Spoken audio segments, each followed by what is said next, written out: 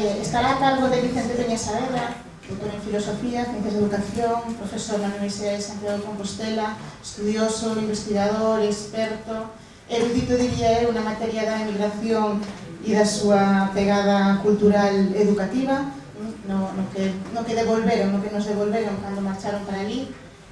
Vai a falar, é o comisario da exposición Luces de Alenmar, que está colocada no Casino Alesán. Invito vos a todos a vela porque é espectacular. Estuve por la mañana ali e é realmente espectacular. Vicente, muchísimas felicidades. É o comisario desa exposición. Tamén na Tenencia, en redes, tamén está a versión curta desa mesma exposición e vai nos a falar un poquinho do que recopilou, do que trata, do que esa exposición nos amosa.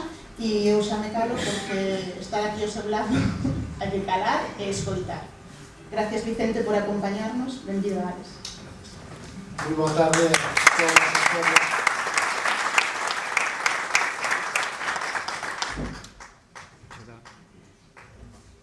Moi boa tarde, moitas grazas pola súa presencia nesta tarde solleira e calurosa, na que seguramente se está moito máis cómodo fora que aquí dentro, pero vamos a tratar de crear un clima agradable, un clima confortable para todos, rememorando... No se oye. Sí, oixe así? Arrima el micrófono. Así? Oixe así? Así. Bueno, empezo de novo entón. Moi boa tarde a todas, a todos. Moitas grazas pola súa presenza. Decíelles que nesta tarde tan calurosa, tan solleira, seguramente estaríamos moito mellor fora que aquí dentro.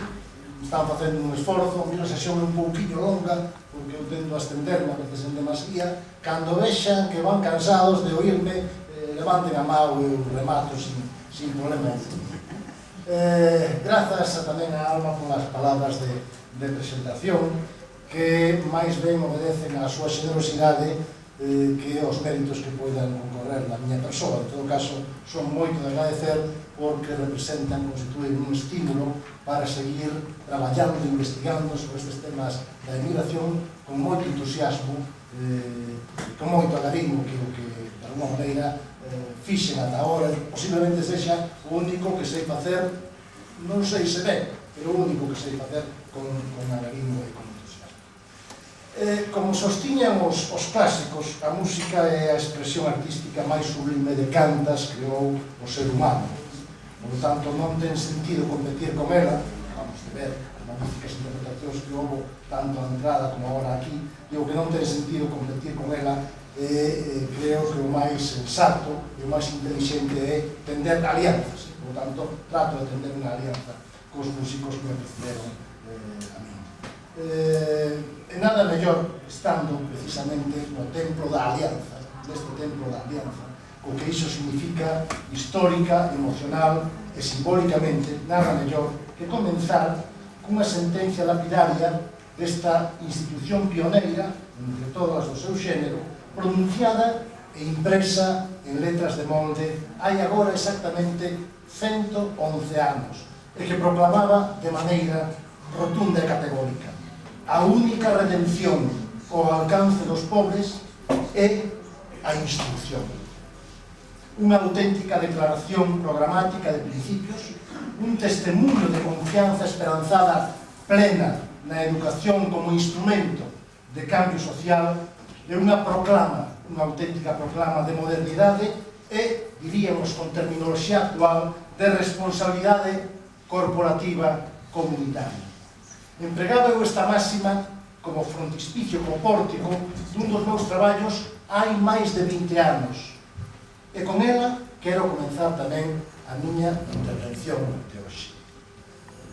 E tras o aforismo incitante e inspirador, debo que vou continuar felicitando con satisfacción o Concello de Ares por esta magnífica iniciativa de render tributo aos emigrantes da comarca e, a través deles, os emigrantes do mundo enteiro polo seu compromiso cos lugares de onde partiron.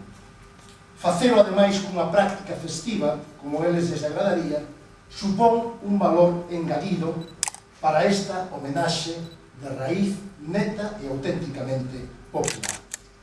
É para min un auténtico privilexio tomar parte no acto inaugural deste evento que se desenvolverá, como xa saben, ao longo de toda a fin de semana cun denso, variado e atractivo menú de actividades. Grazas, pois, pola deferencia. Ares e Camouco ocupan un lugar moi destacado na miña memoria sentimental, científica e profesional, porque foi precisamente na escola de Camouco onde pronunciei a primeira conferencia sobre o tema que hoxe aquí nos ocupa. Nunha noite, recordará Ernesto, nunha noite pecha de invernía da antevéspera de fin de ano de 1990, na que ventaba e diluviaba como se fose acabarse o mundo nun instante.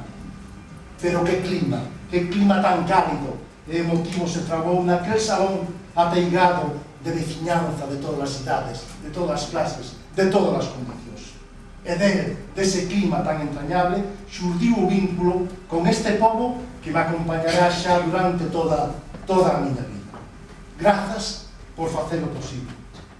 E por se o anterior non abondase para vincularme a esta terra, engadirei que a miña compañeira deume unha filla que leva o apelido Ares. Con isto queda todo dito.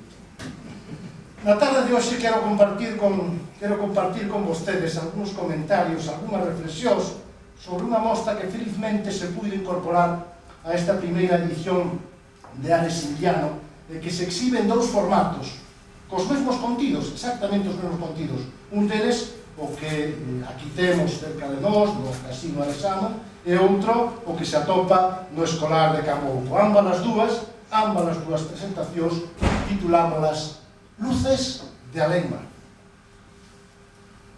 Luces de Alenmar é unha exposición itinerante organizada dentro do Arquivo da Emigración do Consello da Cultura Galega, co apoio da Secretaría Xeral de Migración, que ven percorrendo Galicia dentro do ano 2012. Por lo tanto, un sexenio xa de andadura que non é pouco para unha exposición desta naturaleza. Nela abórdase monográficamente, como evidencia, como indica o seu propio título, a obra escolar promovida e sufragada polos emigrantes transoceánicos nas súas localidades de procedencia. E acométese esta tarefa de evocación e difusión en clave histórica, educativa e cultural, glosando ese labor dun xeito, sobre todo, gráfico e intuitivo. É dicir, con moitas imaxes e algúns textos guía para orientar os visitantes que a ela se acheguen sen fatigalos en exceso. Porque, en definitiva, iso é o que se pretende en primeira instancia por riba de todo. Atraer sensorial e emocionalmente ao público no canto de disuadir o escorrentalo, que é o que acontece ás veces con algunhas exposicións, por lo demais moi interesantes e meritoриas.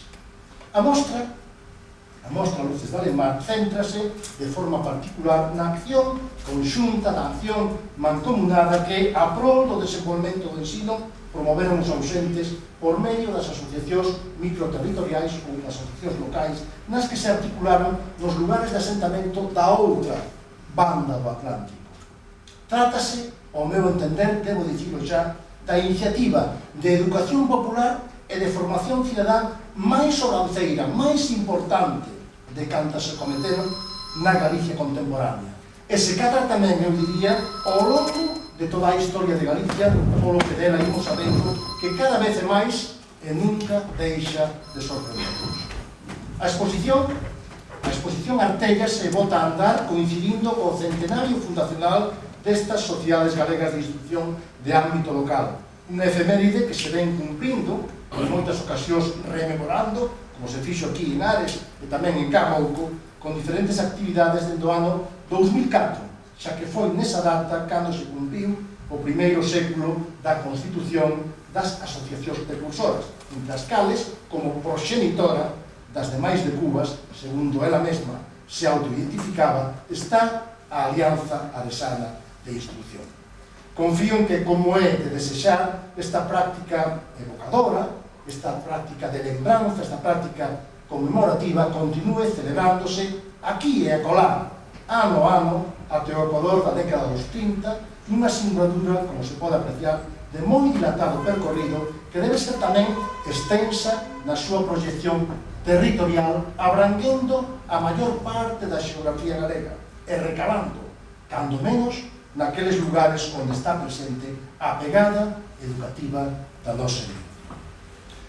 Coa exposición que ahora traemos simultaneamente a Vila de Ares e a parroquia de Camouco, debo decirlo por segunda vez en ambos dous casos, pero desta volta nun dobre formato que nunca antes coincidira no mesmo enclave municipal, con esta mostra, digo, e con outra serie de recursos complementarios que se ofertan canda a ela, os catálogos da exposición, que se poden descargar de internet, dende a página do arquivo do Consello da Cultura Galega, o sitio web, que ten tamén a propia exposición, que leva por título As Escolas de Emigración, de que é a base documental da propia mostra, a mesma exposición en soporte virtual que todo o mundo poda acceder a ela dende a súa casa e con distintas presentacións multimedia, con toda esta serie de recursos que teñen como elemento central a exposición, persíguense tres obxectivos.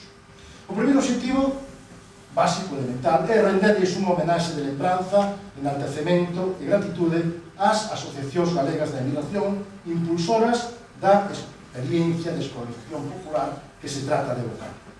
En segundo lugar, valorizar as achegas que fixeron as agrupacións do éxodo á expansión, á mellora, á optimización do ensino nas súas parroquias, concellos e comarcas de referencia, contribuindo a darles visibilidade aos seus proxectos educativos e ás súas realizacións escolares concretas. Pénsese que grazas ao compromiso solidario e á generosidade destas entidades e de cada un dos seus asociados puderon acceder á ensinanza moitas nenas e máis aínda numerosos nenos e mozos que de outro xeito non terían oportunidade de facelo, as consecuencias adversas que de tal privación se derivarían para elas e para eles na súa vida adulta, tanto acá na terra como, maiormente, fora do país en tempos de torrencial e masiva emigración. En terceiro lugar, como terceiro obxectivo, fomentar a continuidade do estudo, a recuperación e a divulgación desta obra de dinamización cultural de maneira territorializada, de maneira zonificada, pobo a pobo, vila a vila, parroquia a parroquia, en analoxía coa propia experiencia escolar inventada. En canto ben patrimonial de Galicia, que merece ser investigado, que merece ser conservado, que merece ser propagado, que merece ser coñecido e que merece ser asumido por cada un de nós como patrimonio propio. Un desexo, un anhelo, unha angueira coa que todos e todas, na medida das nosas posibilidades, temos a obriga histórica e moral de comprometernos, principalmente dentro do ámbito académico, que de alguma medida eu poida representar aquí, dende o asociacionismo de base e dende as administracións locais, dende os concellos e as deputacións. Desta idea, precisamente, de colaboración conxunta interinstitucional foi partícipe de xeito testemunhal o Parlamento Galego cando, en 2013, aprobou unha proposición instando a Xunta a potenciar actividades de recoñecemento a prol das sociedades de instrucción pola súa contribución ao avance educativo e cultural de Galicia. Mágoa que aquel ben intencionado e unánime propósito non acadase resposta de ningún tipo, que os saiba ao menos, nos seus destinatarios directos, máis alá de invocar retórica e protocolariamente, cando as circunstancias o requiren, que por veces tamén se vira ao caso a importancia decisiva do legado escolar dos ausentes aos seus pagos de procedencia. Comenzando polo principio, o primeiro que chama a atención da mostra é, sen dúbida, o seu título. Por que Luces da Alemmar? Preguntaránse vostedes. Ben, esta denominación tan gráfica, tan suxestiva, tan contundente, ven ser unha metáfora, ou diría incluso unha alegoría, na que se tenta condensar a vontade que anima os emigrantes cando deciden enviar remesas de diñeiro para abrir escolas aquí nos seus lugares de orixe. Dende o confín dos tempos, e literariamente dentro do libro da Xénese do Antigo Testamento, que xexen vostedes a onde me remito, a luz representa o polo oposto á noite, ás tebras, ao caos, e por extensión á ignorancia, á incultura, á incompetencia, á irracionalidade e á barbarie. En contrapunto, pois, a todo o anterior, a luz simboliza a claridade do coñecemento, a sabedoría, a cultura, a educación, a ciencia, a razón. Todos estes valores e atributos son os que os emigrados queren trasladar e compartir a través das escolas que implantan coa súa veciñanza aquí residente, facendo partícipes e principais destinatarios dos bens que a educación contén e reporta, en especial os máis novos, nun exercicio de xenerosidade interxeneracional. Tamén nestos son moi avanzados os estudos. Dando un salto multimilenario na historia dos libros bíblicos da Xénese e achegándonos ás portas da época contemporánea, atopámonos cun tempo e unha corrente de pensamento que invoca, exhibe e reivindica as luces como seu sinal identitario por antonomasia. Refírome, como ben saben, ao século XVIII, ou das luces, así etiquetado, e ao movimento intelectual da ilustración que o alumea na súa plenitude con todas as implicacións educativas, políticas, sociais e culturais que este movimento da ilustración entraña, suscita e afronta. Hai quen mantén a idea, eu suscribo en boa medida esa creenza sen maiores matizacións neste momento, de que os seminantes transoceánicos constituen unha sorte de axentes neoilustrados no seu afán por espallar o ensino nas parroquias, concellos e comarcas de onde proveñen. Eles mesmos empregan adoito a simboloxía da luz, tanto nos seus discursos, proclamas e manifestos como na súa emblemática corporativa ateigada polo regular de soles, fachos e outros distintivos luminosos e flamíxeros, aos que tamén recorría, por certo, a francmasonería, da que moitos deles son fiéis tributarios, sobre todo os directivos, dirixentes, os promotores das sociedades de instrucción. Iso sí, a diferenza dos xenuínos ilustrados do século XVIII, os galegos do exterior, como membros dos sectores populares aos que pertencen por estirpe, clase e condición, para levar a termo os seus proxectos na área educativa, non actúan despótica, arbitraria e unilateralmente, senón que con frecuencia prefiren contar coa colaboración ou, cando menos, coa anuencia da propia veciñanza aquí radicada, no canto de actuar de costas a ela, convencidos de que diso depende desa alianza, volvo a utilizar a expresión, entre os que están fora e os que están aquí, vai a depender a viabilidade e o éxito dos seus proxectos e das súas realizacións. Nesta liña de pensamento que veño desbozar, enmárcase o cartel publicitario da exposición, os seus paneis de apertura e todo o repertorio iconográfico que a identifica e que a distingue. No póster principal, que é o que teñen aquí, vostedes, as miñas costas, vense as clásicas deusas Atenea ou Minerva, según falemos da tradición grega ou da tradición latina, que levan nunha man soerguido o libro da ciencia e na outra, algo máis alzado, un farol de luz co que iluminan toda a súa contorna, e máis concretamente, uns labradíos da beira-mar que se intúen ou incluso se perciben, un póster no outro, incluso se perciben de maneira nítida á súa esquerda. Son, neste caso, as terras da comarca do Val Miñor, pero podían ser perfectamente as terras do Golfo Ártaro, estas terras onde nos atopamos. Digo que son, neste caso, no póster, as terras do Val Miñor, onde se instalou o colexio máis innovador e con oferta educativa máis completa, surtida e aplicada de todos cantos crearon os emigrantes aquí en Galicia. Un centro inspirado nas propostas pedagóxicas da Institución Libre de Enseñanza, que é o movimento de renovación educativa máis importante que ten presenza en España nos anos finais do século XIX e o primeiro terzo do século XX. É unha proposta esta do Val Miñor tamén inspirada na propia escola pública argentina, que a esa altura, durante o primeiro terzo do século XX, aventaxaba con creces en modernidade a escola española. Ao lado de Minerva, a carón de Minerva, está Ceres ou Deméter, deidade da terra ou da agricultura, que se atopa atarefada en plena faena da sega. Dá a impresión de que pode ser a esta altura do ano, cando se sega o trigo e o centeo. Mentre ao pé de ambas divinidades figura un anxo mozo e lanzal fronte a un globo terráqueo, unha lousa ou un tabuleiro na man que non aínda unha tablet, por máis que seja semelle, en actitude de atención e de aprendizaxe. Por lo tanto, até do que aquí ollamos, podemos inferir que a ciencia irradiase por medio da ensinanza entre os máis novos e aplícase con fins prácticos e utilitarios aos labores do campo.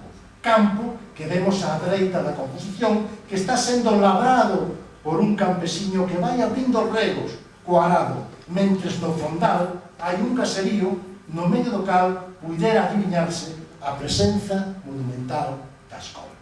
Aí está estampada, metafóricamente, unha das ideas forza dos proxectos educativos das sociedades de instrucción.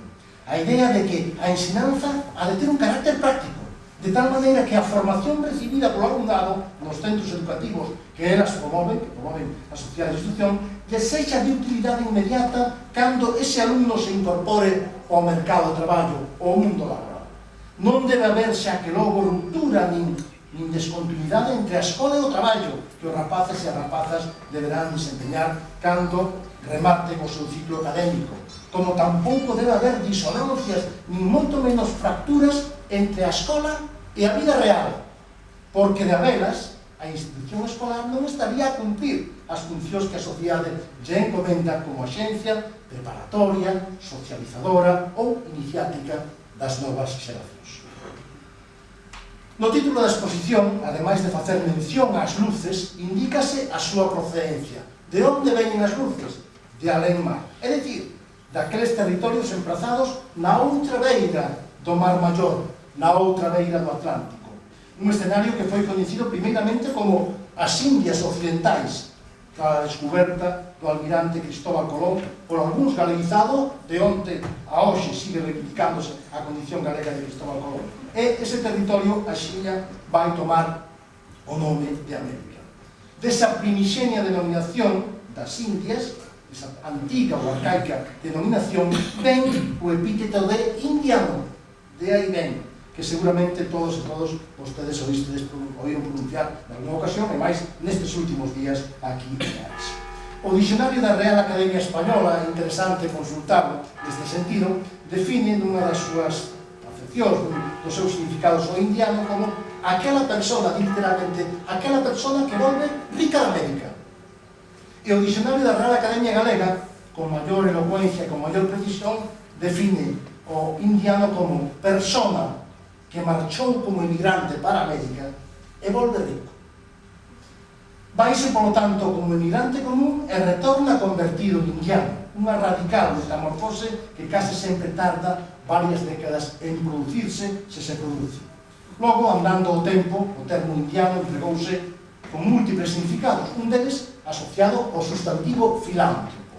E así falase de filántropos indianos, co que se designa a aqueles que despois de labrar, de amasar unha fortuna nas Indias, e máis tarde tamén da emancipación colonial en América, facían partícipes da súa facenda a xentes dos lugares de onde procedían. De onde procedían, de onde eran originarios, ou os que retornaban, porque non tiñan por coincidir estes tres espazos, que partíase dun lugar e logo retornábase a outro.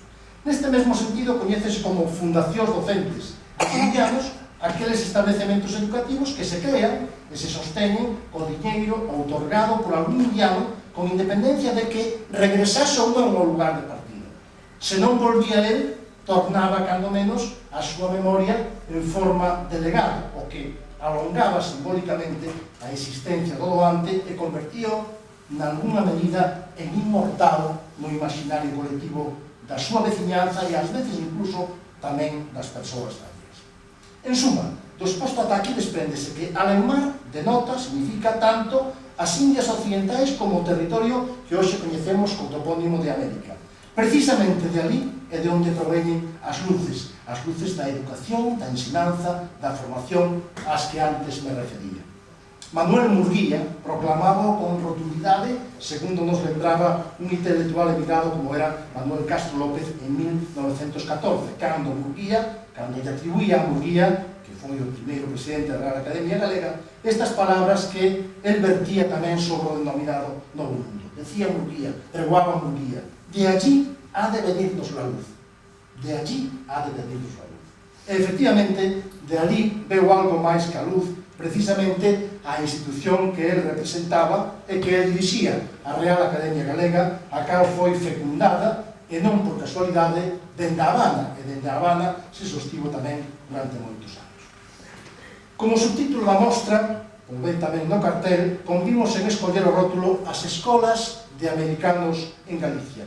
Unha expresión de feitura, unha expresión de fasquía máis moderna en contraste coa anterior, de indiano. A palabra americano, neste caso, na linguaxe coloquial, úsase para nomear os que regresaban de América, uns con fortuna e outros sen ela. Da mesma maneira que se chamaban habaneiros, máis polo común en castelán, habaneros, os que retornaban de Cuba, e en xeral, por extensión, os que volvían de Cuba. Estes, claro está, que viñan de Cuba, tamén eran coñecidos de forma xenérica como os cubanos. Curiosamente, o termo americano non aparece nos dicionarios como este significado. Curioso isto. Pero faise sinónimo o equivalente a indiano no da Real Academia Española, aínda que non no da Real Academia Galega. Algo semellante ocorre co epíteto habaneiro. En calquera caso, cando se fala de escolas de americanos, estánse a mencionar aqueles centros de ensinanza que foron creados a partir de comenzos do século XX e ata os seus anos centrais polas asociacións de ámbito local que constituíron os emigrantes galegos en América. Estas asociacións reciben o nome de Sociedades Galegas de Instrucción. Hai que decir que temos escolas de americanos non solamente en Galicia, onde que Galicia é un enclave fundamental, un viveiro fundamental de escolas de emigrantes, pero tamén as temos en Asturias, tamén as hai en Cantabria, en La Rioja e en Castilla e León, cando menos.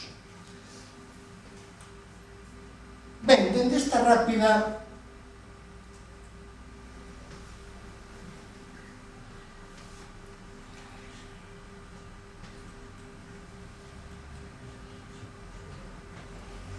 tenía que moverse ahora. Xa está. Decía que dende esta rápida lectura interpretativa dos panéis iniciais da mostra temos xa delimitadas o que son as dúas variantes de intervención escolar polas que optaron os galegos de América. Dunha banda, a variante individual, que se concreta nas fundacións e nas remesas escolares dos indianos galegos, e da outra banda, a variante colectiva que se concreta e se materializa nas escolas de americanos implantadas e sostidas pola sociedade de instrucción. A partir deste pórtico que acabamos de esbozar, a partir dos panéis lineares que comentamos, a exposición Luces de Alemar no seu conxunto aparece estruturada en 15 seccións temáticas ou en 15 módulos de contido que son os que teñen nesta diapositiva. No primeiro deles, no primeiro módulo de contido, preséntase Galicia como comunidade emigrante. Galicia é unha comunidade de emigración, fundamentalmente, e foi así ao longo de toda a historia ou a parte da historia. Nada do que se relata, nada do que se ilustra na mostra se entendería, nin tería razón de ser, de non darse unha condición previa e ineludible para explicar todo o demais que ven logo, é a da emigración do pobo galego. Este fenómeno da emigración en Galicia, este fenómeno crónico na historia de Galicia, na historia do país, muda ademais de categoría, converténdose en éxodo dende a penúltima década do século XIX, para manter ese trazo torrencial, esa categoría de éxodo durante todo o primeiro terzo do século XX. Un só dato, abonda para acreditalo con total rotundidade e sen rodeos. Entre 1880 en 1930 saen de Galicia con destino a América alrededor d'1,5 millón de persoas, o cal ven a significar máis da metade dunha poboación que o país nunca chegou a cadar. Galicia nunca chegou a ter 3 millóns de habitantes, foi a aspiración que sempre tivemos, pero nunca chegamos a esa cifra. Pois ben, máis da metade desa poboación que nunca chegou a ter Galicia foronse pola vereda da emigración durante 50 anos, 1880-1930. Un fenómeno destas magnitudes, por forza, ten que deixar sentir a súa pegada, a súa sacudida, o seu estrondo encadeado e sucesivo en todas as esferas da realidade, por suposto tamén na esfera educativa. Así é todo, malia o trauma persoal e social que toda a emigración comporta, vémolo precisamente estes días coas xentes que chegan ao sur de España por terra e por mar, e máis aínda cando este fenómeno se produce en masa e a borbollón, a gargallón, no caso galego, o éxodo non foi quen de crevar, de romper os vínculos de unión dos ausentes cos seus lugares de procedencia. Pola contra, máis ben contribuiu a afianzalos e a robustecelos manifeste ostensiblemente. Isto fixo posibles as remesas de todo tipo que os emigrantes transferiron, que os emigrantes enviaron dende épocas temperás ás súas localidades nativas. E un dos sectores beneficiarios de tales remesas, e non precisamente o menor, foi o sector do ensino. Agora ben, moito antes de que a emigración adquirise as proporcións multitudinarias e os carices vivaces da contemporaneidade, os galegos do exterior xa comenzaran a enviar remesas para mellorar a oferta educativa na súa terra de orixe. E os pioneiros desta acción altruista foron os que anteriormente, denominamos filántropos indianos. A eles está dedicado o segundo bloque da exposición. Dende principios, dende os albores do século XVII, temos noticias das achegas escolares destes mecenas que, curiosamente, en Portugal, donde abundaron, máis que en Galicia, máis que no conxunto de España, levan o nome de beneméritos brasileiros. Beneméritos, esta é unha palabra que ten unha gran fortaleza, unha gran potencia, e que empregaba curiosamente tamén a Alianza Lesana para destacar aqueles socios que fixeran aportacións notables á propia entidade. Os beneméritos brasileiros, porque Brasil, evidentemente, era un lugar de destino da inmensa maioría da práctica totalidade dos portugueses. Entre os beneméritos brasileiros hai un que destaca manifestamente sobre todos os demais, e foi o conde de Ferreira, Joaquín Ferreira dos Santos, que ten un sitio precisamente na Wikipedia. O cal indica que Wikipedia debe ser importante, ten un sitio na Wikipedia. Bueno, pois este monte Joaquín Ferreira dos Santos, conde de Ferreira, chegou a crear el só 120 escolas, escolarizou tanto a metade norte de Portugal. El só, este filántropo brasileiro só. Ben, na exposición contabilizanse nominalmente 134 filántropos indianos, galegos, pero con toda certeza que houve algúns máis, e o seu labor mantívose activo case ata os nosos días, algo que, polo regular, descoñecemos. Hai indianos prácticamente hasta os nosos días. Entre os que gozaron de maior popularidade polos seus legados, non somente educativos, senón tamén a outros eidos sociais, figuran os nomes de José García Barbón, que vai por Vigo, coñece a Rúa García Barbón, o Teatro García Barbón, a Escola de Artes e Oficios García Barbón, etc. Tamén fixo obra social en Berín, ele era de Berín, emigrou a Habana, fixo fortuna lá, e cando regresou a Berín, os caciques do lugar fixeron a vida posible, e, para a fortuna de Vigo, retirouse a Vigo, onde fixo unha gran obra social e tamén educativa. Fernando Blanco de Lema, na vila de Ceo, onde creou ese magnífico colexio, finais do século XIX, instituto actual, e que no momento en que foi inaugurado considerábase como unha pequena universidade naquela localidade.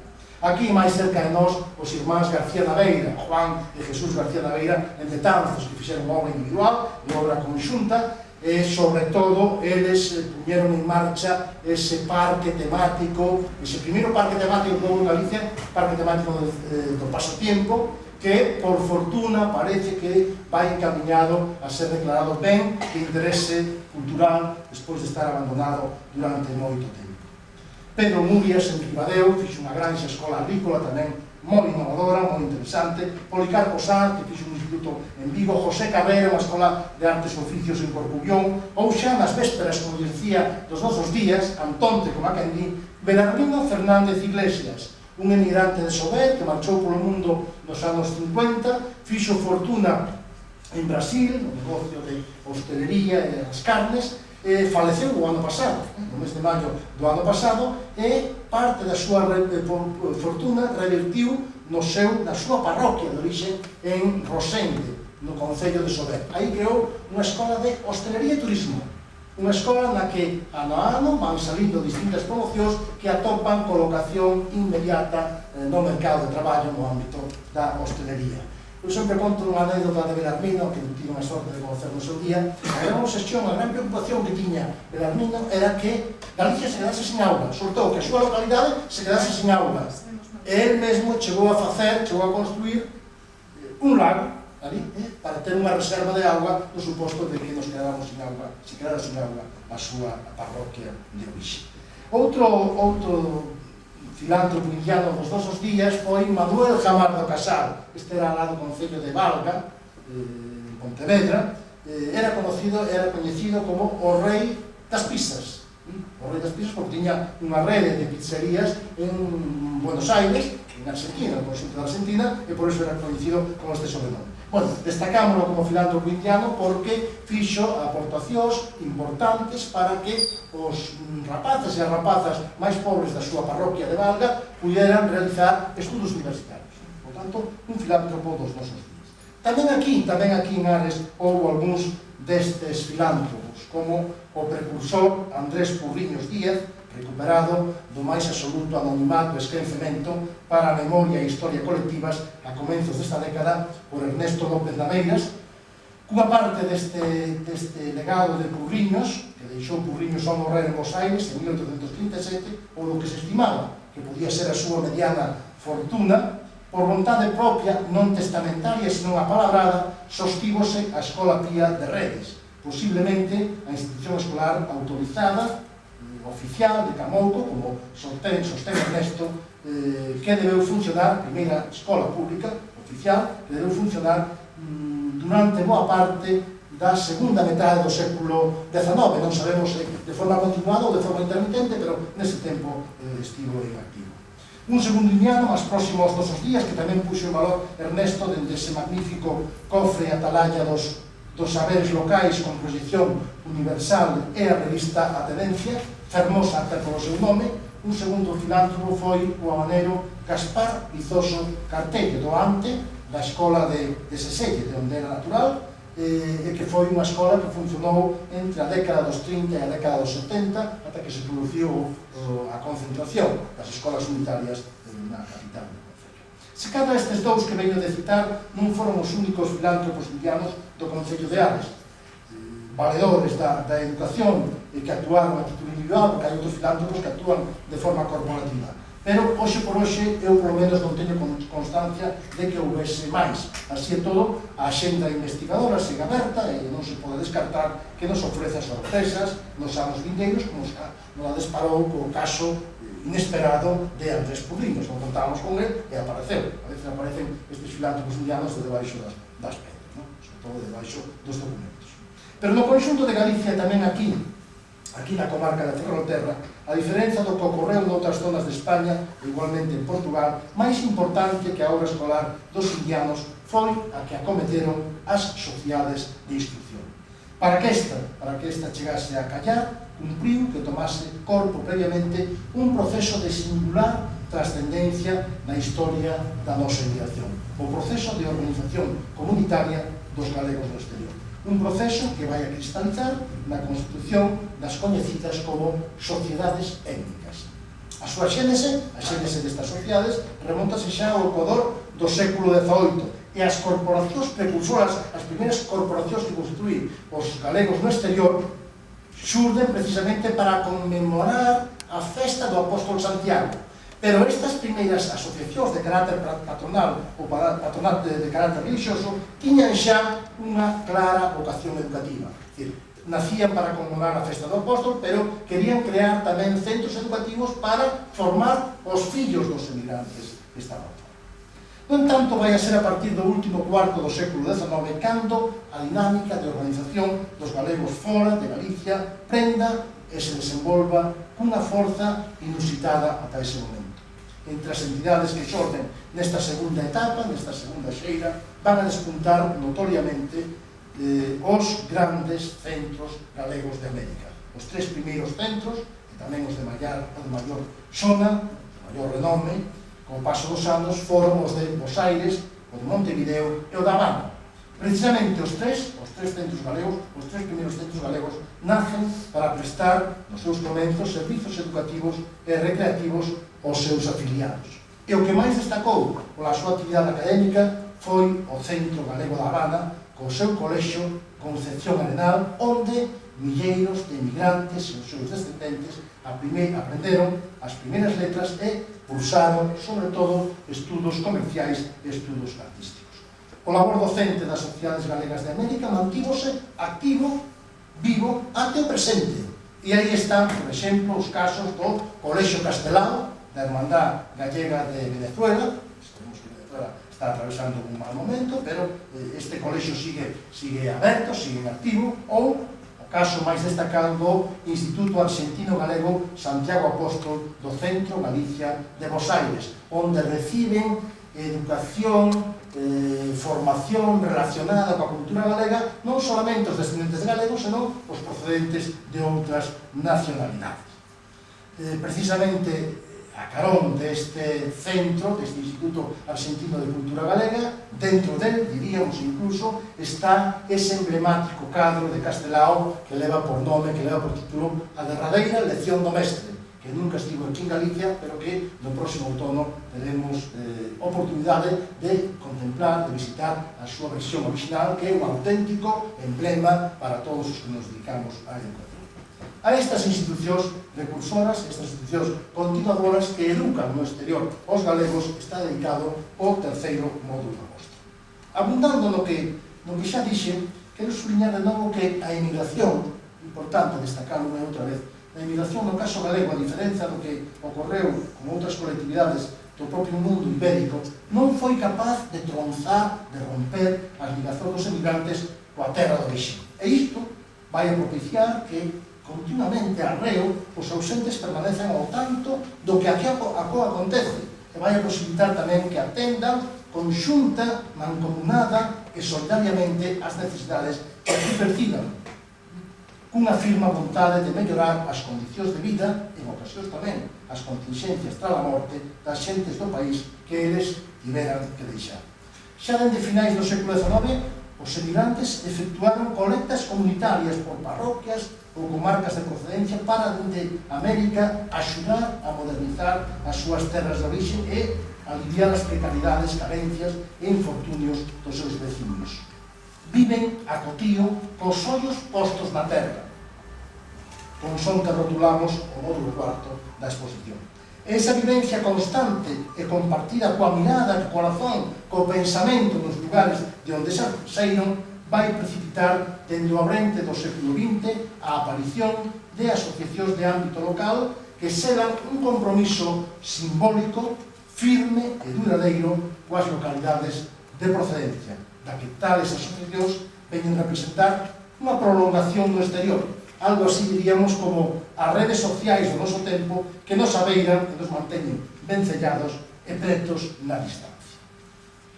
Dende esa proximidade ao lonxe, os emigrantes actualizan o coñecemento vivencial que xa posúen do calamitoso estado do ensino nas localidades de onde proveñen, toman conciencia da importancia da preparación académica para desenvolverse e prosperar cando saen polo mundo e deciden intervir pola súa conta co propósito de remediar as numerosas eivas formativas das que se fan cargo e que eles mesmos padeceron ao emigrar. Eivas, carencias, que delatan as propias estadísticas oficiais que recoñecen os propios responsables políticos. Por exemplo, aquí no Concello de Ares, no ano 1908, faltaban por crear 7 das 11 escolas que por lei lle correspondían a este Concello. E iso que, como nos recordaba do seu día o mestre e amigo Antonio Felpeto, Ares sempre foi un concello adiantado en escolarización, pero parece que ao chegar ao século XX ese adiantamento traduciuse nun retraso. É dicir, nese momento, podemos decir, a altura do ano 1908, apenas se contaba aquí con un terzo das escolas que Ares debía ter por lei, e correspondían por lei. Mugardos ainda se atopaba peor que Ares, algo peor, pois non disponía máis que de 3 das 11 escolas que a lei lle outorgaba. E no conxunto da provincia da Coruña, o déficit escolar ascendía a unhas 600 escolas. Faltaban 600 escolas por crear da provincia da Coruña no ano 1908. Case a metade, 46% concretamente, das que debería ter. Correspondían por lei 1.306. E hai que decir que nin a provincia da Coruña nin estas localidades de Ares e Mugardos eran as peor dotadas do Estado español.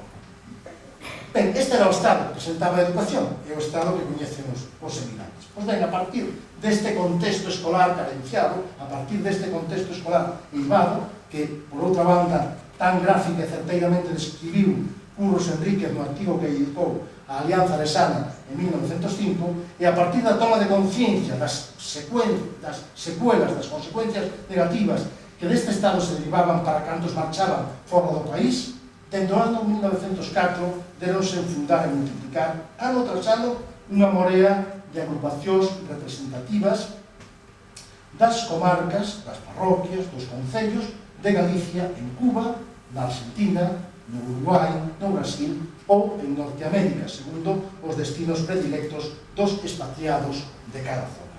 Moitas destas sociedades nomeadas cos topónimos dos enclaves de referencia, caso de Agrupación Instructiva de Redes Camouco, Ferrolí su comarca, Franza y Seijo, Naturales de Fene, Hijos de Limodre, Bergondo y sus contornos, mentras outras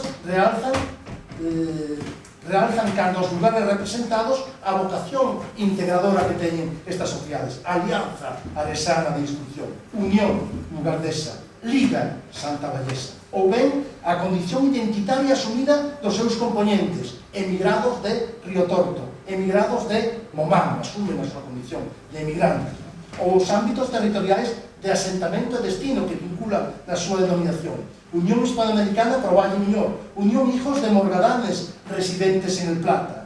Tamén outras destacan as finalidades que persiguen, por exemplo, unha que ten un nome fermosísimo: Protectora de la Niñez y la Educación de Vilachá, no Concello de Monfero, Proagraria y Oficios Varios de Moraña, outra, Sociedade de Fomento y Educación Hijos de Entienza, ou o sentido alegórico da súa obra, por exemplo, Luz de América, aquí de Cabanas, ou La Aurora de Somozas, e aínda a ansia de prosperidade que as anima: Progreso de Esteiro, El Progreso del Yermo, Unión Progresista del Distrito de Salvatierra de Miño, Regeneración de Cerdido, ou o compromiso co futuro que as inspira: Aurora del Porvenir por instrucción, La Antorcha del Porvenir.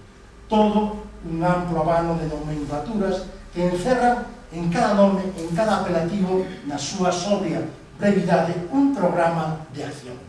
A elas vai dedicado o bloque quinto da mostra.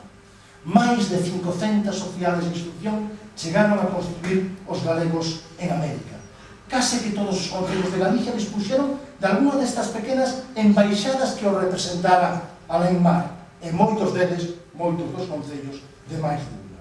Dos concellos da Península de Bezoucos contabilizanse 10 sociedades, e ben algunhas delas son máis ni menos que o resultado de escisións, fusións ou reintegracións dunha mesma agrupación ao longo do tempo.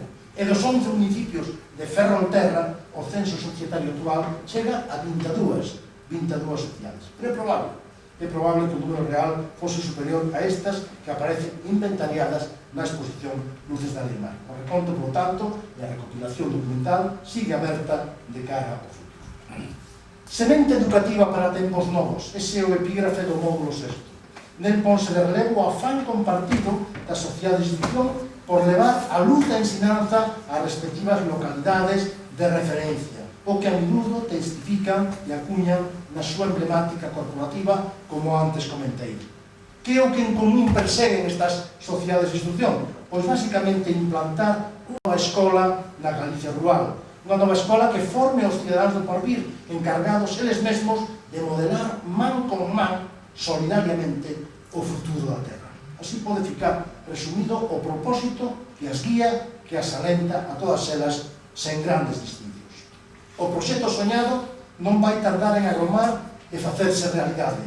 De contado, como anuncia a rúbrica do módulo 7, as raiolas empezan a unir as aldeas. E as ideas van tomando corpo en obras concretas.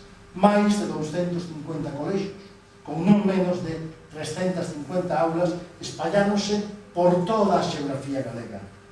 Para darles acubillo a estes centros, levantáronse ou remodeláronse íntegramente alrededor de 200 edificios deseñados con criterios técnicos de arquitectura docente.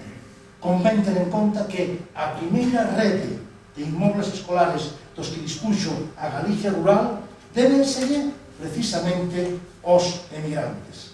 Na súa rompente, nos seus inicios, aos filántropos indianos, aos que antes me refería, e logo canda a eles tamén ás sociedades de instrucción.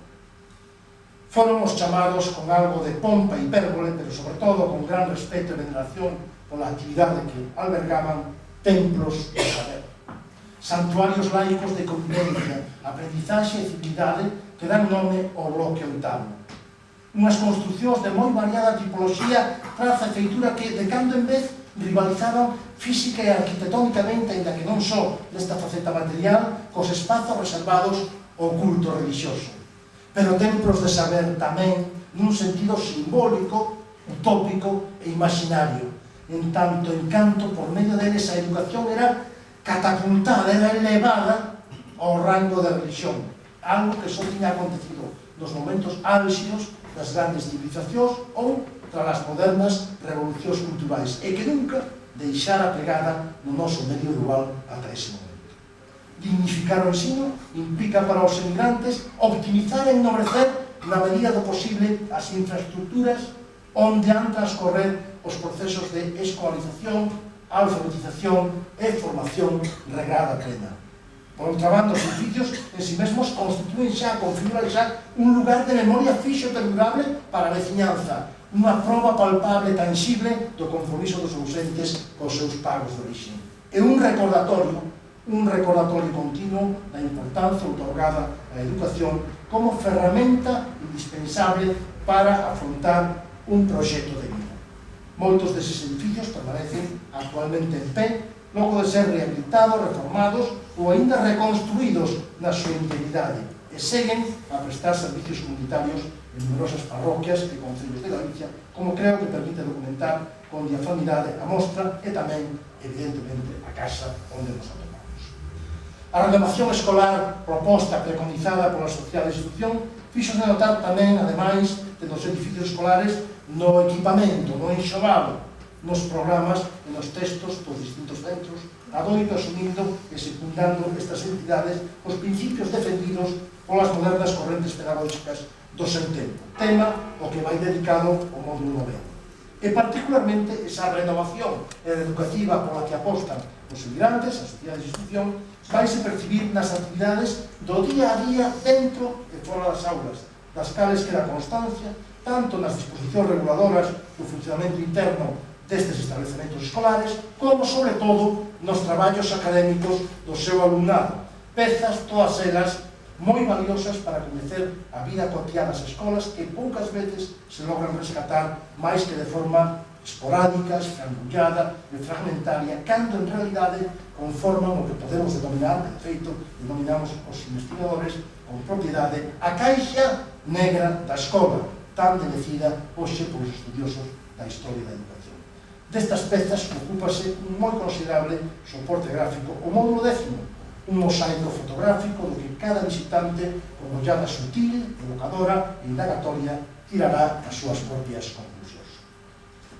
Pero aínda sendo as escolas de americanos a cimeira e primordial achega das sociedades de instrucción, non por iso constituíron a súa única aportación, a súa única remesa. No bloque 11, réndese testemunho das contribucións que fixeron estas entidades á Real Academia Galega, á Universidade de Santiago de Compostela, á Biblioteca América da propia institución universitaria, á Residencia de Estudantes Compostela e ao Seminario de Estudos Galegos, o que ven corroborar a idea de que os emigrantes non actuaron só unha perspectiva exclusivamente localista, como ás veces se ten denunciado, criticado, censurado, senón que, cando se lles presentaron outras opcións de maior alcance, non deixaron de apoialas sempre que lle resultou fácil. A recepción e resposta da cidadanía galega á obra escolar dos ausentes foi dispar, como revela o módulo 12. En xeral, e polo regular, atopou unha acollida positiva por parte da veciñanza e das élites cultas do país. Non tanto, en cambio, por parte da xerarquía eclesiástica debido á orientación laica ou neutra de algunhas escolas, e tampouco por parte de certos sectores vinculados ao galeguismo político que vían nestas escolas morteiros de novos emigrantes e axencias desgaleguizadoras, a pesar de que tiña sido precisamente nestas aulas fundadas polos emigrantes onde se intentaron ensayar as primeiras propostas de galeguización do ensino. Foi nestas aulas onde por primeira vez se tratou de ensinar gramática galega, xeografía de Galicia, historia de Galicia e lingua galega. Algo, este espírito galeguista, que queda patente tamén, que patentizan tamén os nomes cos que se rotulan algúns colexios que levan o nome de Rosalía de Castro, Curros Enríquez, Enrique Labarca Pose, etc. A experiencia escolarizadora dos emigrantes do seu conxunto, sin embargo, non despertou somente a atención dos observadores do propio país, da propia terra, senón que se construíran edificios que se forneceran con suficiencia de recursos para logo cederlos ao Estado.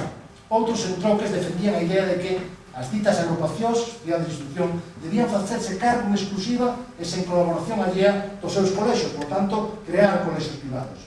Na práctica podemos decir que coexistiron as dúas variantes de actuación, pero antes ou despois, por vía de cesión voluntaria ou de apropiación forzosa, é dicir, por vía de incautación, a meirande parte dos inmobles docentes elixidos polos migrantes acabaron tendo titularidade pública, o que supuxo un aforro inversor moi considerable a curto e medio e longo prazo para as arcas dos concellos e do Estado, como se documenta no módulo 13.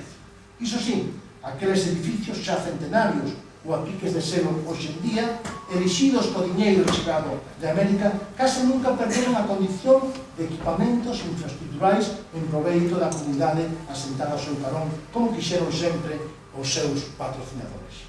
Na actualidade, moitas das antigas escolas de americanos permanecen en pé activo conforme se ilustra no módulo 14. Poucas delas, e casi, aloxando aínda centros educativos. A maioría están dedicadas a sedes e agrupacións culturais, a asociacións veciñais, pero tamén a casas consistoriais, centros socioculturais, museos, bibliotecas, albergues, espazos de usos múltiples, cuartéis da policía, áreas de protección civil, brigadas de extinción de incendios, ata un tanatorio, ata unha escola está dedicada a tanatorio. Servicios públicos todos eles en consonancia coas novas necesidades dos nosos tempos que as súas promotoras incluo non residen. A mostra péchase cun panel que titulamos Final sen fin, as derivas dun patrimonio comunitario, que se fai eco de algúns dos recoñecementos e honras oficiais que recibiron desde distintas instancias as sociedades galegas de instrucción polo seu labor a prol da difusión da ensinanza en numerosas localidades da xeografía galega. Unha das primeiras expresións de gratitude institucional veulles da man do deputado Leandro Pita Romero nas Cortes Constituintes da Segunda República no ano 1933, cando a intervención dos emigrantes no eido educativo había tempo que comenzara xa a declinar. É unha das últimas que non se recolle na exposición por ser en boa medida consecuencia dela a que citaba ao principio, emanada do Parlamento Galego que, por decisión unánime de todos os grupos da Cámara, en maio de 2013 instaba a Xunta a emprender actividades de recordo e agradecemento para as agrupacións da emigración pola súa notable contribución ao avance educativo e cultural de Galicia. Tal proposición, da que nada se volveu saber dende aquela, creo que conviría reactivala a fin de que fose secundada tanto polo goberno autonómico como polos policiais e municipais, contando, ademais, o apoio indispensable das organizacións sociais de base que xestionan, en moitos casos, as instalacións das antigas escolas de americanos. A min só me resta desexarles que gocen coa mostra e coa festa que hoxe se inicia aquí en Ares, e se o teñen a ben, continúen recuperando, actualizando e poñendo en valor o legado educativo e cultural da emigración, xa que é unha estrategia plausible de reconciliarse co pasado, dignificando o presente e proxectándose os propios sinais de identidade cara ao porvir. E se me permiten, rematarei cun texto allego, un texto prestado, publicado hai agora 110 anos na Habana en homenaxe á Alianza Arensana de Instrucción e que di así: los aresanos. Ellos son en Cuba los precursores de ese gran movimiento de altruismo y de cultura que tanto se aplaude y admira. Ellos fueron los primeros que se lanzaron a cooperar con todos sus esfuerzos en pro de la niñez gallega desvalida. Ellos, los que dieron pasos decisivos por el bien de Galicia y de sus hijos. Ellos, los que mandaron a los nativos lares los primeros recursos pecuniarios para alzar en el pueblo natal la primera escuela de los hijos ausentes en América, donde nos atopamos. Ellos, los que, con el alma henchida de fervoroso culto, ansiaban tributar la primera ofrenda de gratitud a la amada tierra de sus mayores. Y Ares, la villa antigua y pintoresca, recibe el tributo de las almas aresanas ausentes en cubanas tierras y goza, satisfecha de sus buenos hijos, y ríe con las aguas que la bañan, con los campos que la adornan, con los montes que la guardan bajo el azulado palio de su cielo, siempre hermoso, bello siempre. En aquella encantadora concha blanca de su mar, un templo erguido a la educación de la inocencia es como un faro elevado en el desierto para alumbrar con pura luz el camino de la vida, no la senda de la muerte. Los hijos amantes de Ares, los que han sabido dar pruebas de verdadero amor, contribuyendo a difundir los conocimientos elementales para que sirvan la lucha por la vida, han recibido ya las gracias de las madres amorosas, la gratitud de la infancia favorecida y la bendición de las almas amantes del progreso positivo. La Alianza Aresana, cuya asociación en La Habana es la benefactora, la hidalga protectora de la niñez de Ares, ha prodigado a manos llenas los medios indispensables para el florecimiento, progreso y prácticas de la vida aresana, y aquellos niños han respondido con aplicación y buen comportamiento a los esfuerzos de sus protectores. Esta asociación, que tiene su centro en la capital de Cuba, ha dado valiosísimas demostraciones de acierto, de mejoramiento y de progreso social que mucho significan para el bien moral e intelectual de los niños de Ares. Así, con esa labor santa de altruismo, laboran los aresanos por su propio prestigio y a la vez presentan ese magnífico ejemplo de patriotismo a las nuevas y entusiastas sociedades gallegas que surgen cada momento en Cuba con iguales fines por amor al mar, a la tierra y a la patria. E se les parece, pechamos o acto con aplauso de homenaxe e lembranza para a Alianza Aresana de Instrucción, para a Agrupación Instructiva de Redes Camouco, cumprindo así a sentencia e a profecía de gratitude que nos encomendou no seu día o poeta Manuel Curros Enrique. Moitas gracias.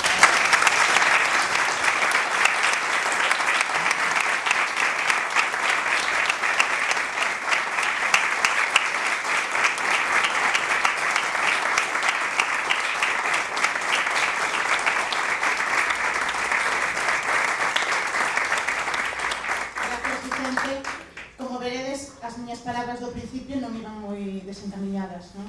El fala sempre con este furor, non? Con este sentimento, me encanta, e vese que disfruta do tema, que coñece o tema, e, bueno, este último texto dedicado á Alianza Aresana, penso que é espectacular, non o explicáramos, así que Vicente, non o pases. Nada, moitísimas gracias, non sei se alguén ten alguna pregunta que facerlle a Vicente. Perdón, como é profesor, perdón por la extensión, ante todo. Se hai alguna preguntiña entre o público? Non. Bueno, pois Vicente, como non, tamén queríamos facer entrega dunha lembranciña, bueno, do Ares Indiano, do teu paso polo Ares Indiano. Moitísimas gracias por abrir con nos esta festa. Seguramente se o ano que ven estamos aquí, agardamos tamén. Encantadísimos, e tamén levas o noso sombreiro de Ares Indiano. Moitas gracias.